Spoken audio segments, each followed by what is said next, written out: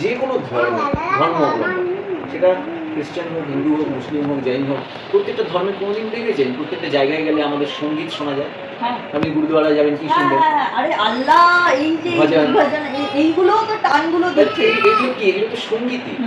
আপনি ইসকন চলে যাবেন, ইসকনে তো প্রত্যেকদিন প্রত্যেকটা বিকেলে দেখবেন ওই সকালবেলা কীর্তন ভজন সন্ধ্যাবেলা হচ্ছে। এটা শুনছি। আপনি গুজরাট চলে যাবেন, সেখানে দেখবেন জৈন ধর্মের ওরা ভীষণ নাচ গান করছে। ওদের তো হ্যাঁ, আপনি ওই গয়া চলে যাবেন, কৃষ্ণধাম চলে যাবেন, সব জায়গায় গান বাজনা হচ্ছে। কেন হচ্ছে? মনটাকে মাতিয়ে তোলে এবং এটাও একটা ম্যাথমেটিক্স। এক্স্যাক্টলি। ওই সঙ্গীত ভাইব্রেশন, মানে এই যে দেখবেন এখনকার ছোট ছোট বাচ্চা কাচ্চারা দেখবেন পড়াশোনা করতে গিয়ে ওদের কি হয়, ওদের অনেক দেখেছি, মানে বলতে নেই, এখন তো অনেক ছোট বুঝবেন, বাবা মায়েরা না কোনোদিন ধরতে পারে না যে তার বাচ্চাটা বড় হচ্ছে আস্তে আস্তে, একটা পড়াশোনার প্রেশার এসে আস্তে আস্তে পাজলড হয়ে যাবে।